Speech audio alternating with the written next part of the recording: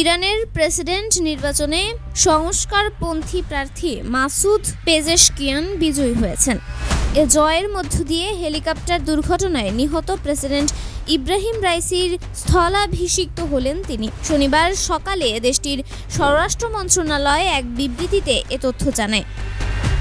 স্বরাষ্ট্র মন্ত্রণালয়ের বিবৃতিতে বলা হয়, শুক্রবার প্রদত্ত ভোটের সংখ্যাগরিষ্ঠতা অর্জন করে পেজেশকিয়ান ইরানের পরবর্তী প্রেসিডেন্ট নির্বাচিত হয়েছেন।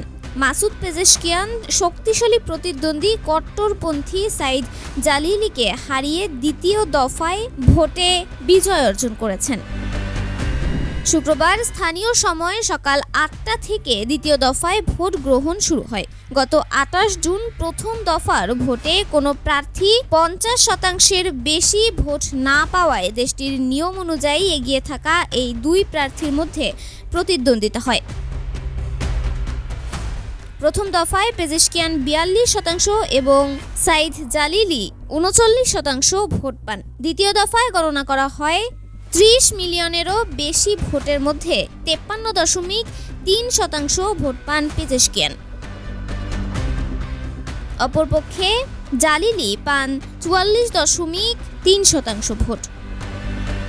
অ্যাসোসিয়েট প্রেসের প্রকাশিত প্রতিবেদন অনুযায়ী পেজেশকিয়ান ১৬.৩ মিলিয়ন এবং জালিলি ১৩.৫ মিলিয়ন ভোট পেয়েছেন। এরপরই পেজেশকিয়ানের বিজয়ের খবর জানানো হয়। ইরানের প্রেসিডেন্ট নির্বাচনের বিজয়ীর নাম ঘোষণা করা হয় এভাবেই। তন্নি শিকদার, দৈনিক সকালের দুনিয়া।